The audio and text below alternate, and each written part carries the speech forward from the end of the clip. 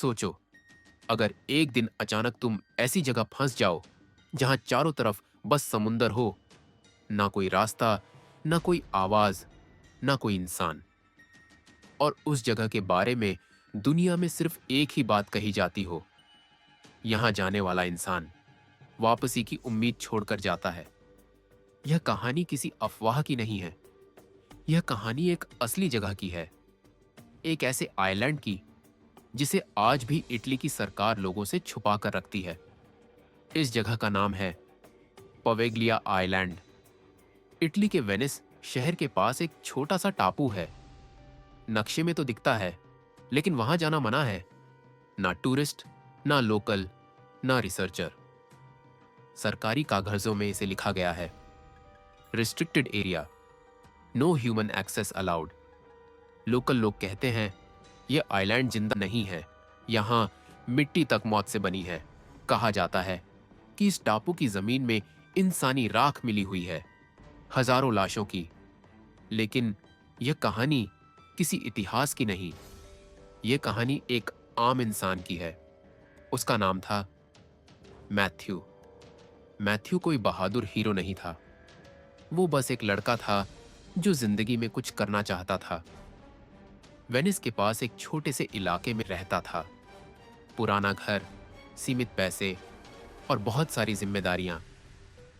उसके पिता की मौत कई साल पहले हो चुकी थी। घर चलाने की पूरी जिम्मेदारी अब उसी पर थी, और इसी वजह से मैथ्यू के अंदर एक बेचैनी रहती थी। मुझे कुछ बड़ा करना है, सिर्फ गुजारा नहीं, कुछ ज्यादा। मैथ्यू एक नया नया मछुआरा था। छोटी सी नाव, पुराने जाल और समुंदर की अनिश्चित कमाई। वो अभी सीख ही रहा था, लेकिन उसमें एक बात अलग थी, वो डरता नहीं था, या शायद उसे डर का अंदाजा ही नहीं था। एक शाम वो बाकी मछुआरों के साथ किनारे बैठा था। सब अपने दिन की बातें कर रहे थे। तभी एक आदमी बोला, कल ज्यादा दूर नहीं जाना। दूसरा बोला, हाँ, उस तरफ तो बिल्कुल नहीं। मैथ्यू ने पूछा, किस तरफ? अचानक सब चुप हो गए। एक बूढ़ा मछुआरा धीरे से बोला, पवेग्लिया। मैथ्यू ने नाम पहली बार सुना। वो क्या है? बूढ़े आदमी की आवाज भारी हो गई। वो टापू जहां लोग मरने जाते हैं, उन्होंने बताया। पहले वहां लोग रहते थे, फिर प्लेग फैला। सरकार ने बीमार लोगों को वहीं भेजना शुरू कर दिया। जो वहां गया वो वापस नहीं आया। लाशें जलाई गईं, राख जमीन में मिल गई। बाद में वहां एक पागल खाना बना, और फिर वहां से चीखें आने लगी। बूढ़े आदमी ने कहा, सरकार ने जगह बंद कर दी। जो भी वहां जाता है या तो लौटता नहीं, या लौटकर चुप हो जाता है। मैथ्यू ने सिर हिला दिया। ठीक है, मैं नहीं जाऊंगा। लेकिन उसके दिमाग में एक दूसरी आवाज थी, अगर कोई वहां नहीं जाता तो मछलियां कितनी होंगी? अगर मैं वहां गया और वापस आ गया तो मेरी जिंदगी बदल सकती है। गरीबी अक्सर डर से ज्यादा तेज होती है। अगली सुबह मैथ्यू अकेला निकला। उसने किसी को नहीं बताया। समुंदर शांत था, आसमान साफ, सब कुछ नॉर्मल। लेकिन जैसे जैसे वो आगे बढ़ा, हवा बदलने लगी, लहरें तेज होने लगीं। मैथ्यू समझ गया, तूफान आने वाला है। वो वापस मुड़ा, लेकिन अब समुंदर उसके कंट्रोल में नहीं था। लहरें नाव को दूसरी दिशा में खींच रही थीं। एक जोरदार टक्कर, नाव का साइड टूट गया। दूसरी टक्कर, इंजन बंद। और तभी दूर धुंध में एक जमीन दिखी।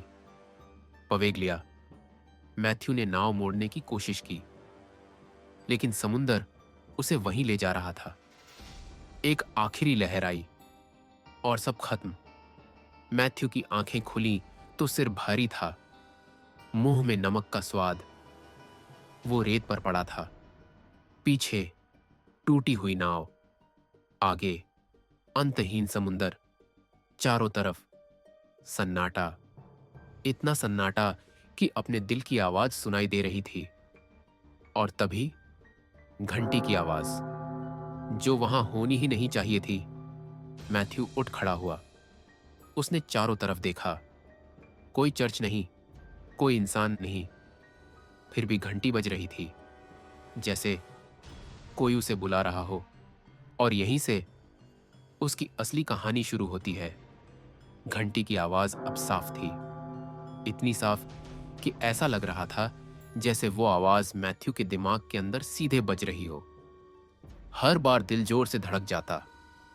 मैथ्यू जानता था कि इस आइलैंड पर कोई नहीं रहता, फिर भी वो आवाज उसे अपनी तरफ खींच रही थी। मैथ्यू धीरे धीरे आगे बढ़ा। जमीन पर घास नहीं थी, पेड़ सूखे थे। हवा में एक अजीब सी गंध थी, जली हुई चीजों की, जैसे कभी यहां बहुत कुछ जलाया गया हो। हर कदम पर ऐसा लग रहा था कोई पीछे है। लेकिन जब वो मुड़कर देखता, कुछ नहीं। कुछ दूर चलने के बाद उसने देखा एक पुराना बेल टावर, आधा टूटा हुआ लेकिन खड़ा। घंटी अब यहीं से आ रही थी। मैथ्यू ने ऊपर देखा। घंटी हिल रही थी, लेकिन उसे कोई छू नहीं रहा था। हवा भी नहीं थी।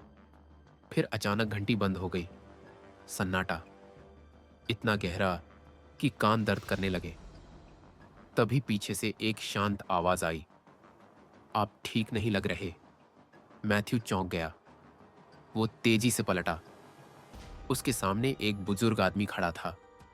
सफेद बाल, सफेद कोट और चेहरे पर अजीब सी ठंडी शांति। मैथ्यू ने घबराकर कहा, आप यहां रहते हैं? वो आदमी मुस्कुराया, रहते नहीं, ड्यूटी करते हैं। मैं यहां का डॉक्टर हूं। डॉक्टर की नजर सीधे मैथ्यू के हाथ पर गई। आप घायल हैं। मैथ्यू ने देखा, उसकी हथेली से खून रिस रहा था। उसे याद भी नहीं था कब लगी। डॉक्टर बोला, यहां आइए, इलाज जरूरी है। मैथ्यू को अब डर लगना चाहिए था, लेकिन अजीब बात यह थी, उस डॉक्टर की आवाज उसे सुकून दे रही थी। डॉक्टर उसे एक रास्ते से ले गया और कुछ ही मिनटों में मैथ्यू के सामने एक बड़ा सा हॉस्पिटल था, पूरा सलामत। खिड़कियों में रोशनी, दरवाजे खुले। अंदर से आवाजें आ रही थीं, चलने की, बात करने की। मैथ्यू हैरान था। मुझे तो बताया गया था यहां कुछ भी नहीं है। डॉक्टर ने कहा, लोग बहुत कुछ कहते हैं। हॉस्पिटल के अंदर सब कुछ नॉर्मल लग रहा था। नर्सें चल रही थीं, मरीज बैठे थे, लेकिन हर मरीज मैथ्यू को देख रहा था, घूरकर, एकटक। उनकी आंखों में कोई भावना नहीं थी, ना दर्द, ना उम्मीद, बस खौफ। डॉक्टर ने कहा, आपको यहां लाना पड़ेगा। एक अलग कमरा, दरवाजा बंद। कमरे के अंदर पुराने औजार, जंग लगे। डॉक्टर ने कहा, लेट जाइए। मैथ्यू लेट गया। अब उसे बेचैनी होने लगी। कमरे के बाहर एक बड़ा सा शीशा था। मैथ्यू ने देखा, बाहर बहुत सारे लोग खड़े थे, वही मरीज, सब चुप, सब देख रहे थे, जैसे किसी शो का इंतजार हो। मैथ्यू बोला, डॉक्टर, ये लोग। डॉक्टर ने धीरे से कहा, उन्हें देखने दीजिए। मैथ्यू फिर शीशे की तरफ देखने लगा, और तभी सब गायब, कोई नहीं। कॉरिडोर खाली, लाइटें बुझ गई। मैथ्यू उठ खड़ा हुआ। डॉक्टर? कोई जवाब नहीं। मैथ्यू कमरे से बाहर निकला, और जो उसने देखा, वो हॉस्पिटल अब खंडहर बन चुका था। दीवारें टूटी, छत गिरी, फर्श पर धूल और खून के निशान। जहां रोशनी थी, अब अंधेरा। जहां आवाजें थीं, अब मौत। अचानक अंदर से एक भयानक चीख आई, इतनी दर्दनाक कि रूह कांप जाए। मैथ्यू उस आवाज की तरफ दौड़ा। रास्ते में टूटे बिस्तर, जले कागज और कंकाल, इंसानों के कंकाल। मैथ्यू एक कमरे के सामने रुका। अंदर देखा, डॉक्टर खड़ा था, लेकिन अब उसका कोट खून से भरा था। चेहरा सड़ा हुआ, हड्डियां बाहर दिख रही थी। डॉक्टर मुस्कुराया। आप डर क्यों रहे हैं? इलाज तो अभी शुरू ही हुआ है। मैथ्यू पीछे हट गया। डॉक्टर बोला, यहां जो आता है वो मरीज बन जाता है। मैथ्यू समझ चुका था, वो हॉस्पिटल कभी जिंदा नहीं था, वो सिर्फ दिखाया जा रहा था। और जो डॉक्टर था वो इंसान नहीं था। मैथ्यू भाग रहा था, लेकिन यह भागना किसी जगह से नहीं था, यह भागना मौत से था। उसके पैरों के नीचे जो जमीन थी वो जमीन नहीं थी, वो इंसानों की हड्डियों का ढेर था। हर कदम पर खड़क की आवाज आती, खोपड़ियां टूटती, पसलियां बिखरती, और हर टूटती हड्डी के साथ मैथ्यू को ऐसा लगता जैसे कोई फुसफुसा रहा हो, रुको, यहीं रहो। मैथ्यू जिस कॉरिडोर से भागता वो मुड़कर फिर उसी जगह आ जाता। सीढ़ियां ऊपर जाती, लेकिन नीचे पहुंचती। दरवाजे खुलते, लेकिन दीवार बन जाते।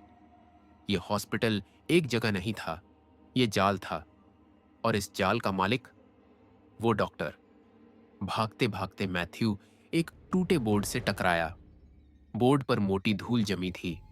उसने हाथ से साफ किया। लिखा था, Poveglia psychiatric hospital established after the plague years. Matthew का शरीर ठंडा पड़ गया। अब सब जुड़ने लगा। सालों पहले जब इटली में प्लेग फैला था, सरकार के पास कोई इलाज नहीं था, तो उन्होंने बीमारों को एक जगह भेजना शुरू किया, पवेगलिया। जो भी वहां गया वो मर गया। लाशें गिनी नहीं गईं, उन्हें यहीं जलाया गया। कहते हैं आज भी इस आइलैंड की मिट्टी में 30 से 40% हिस्सा इंसानी राख का है। जब प्लेग खत्म हुआ तो आइलैंड खाली नहीं किया गया। सरकार ने सोचा इसे मेंटल असाइलम बना देते हैं। लोगों को लगा अब सब ठीक होगा, लेकिन यहीं से असली बुराई शुरू हुई। उस असाइलम में एक डॉक्टर आया। शुरुआत में वो ठीक था, इलाज करता था, लेकिन धीरे धीरे उसके तरीके बदलने लगे। वो दवाओं पर भरोसा नहीं करता था। उसे लगता था दिमाग को डर से ठीक किया जा सकता है।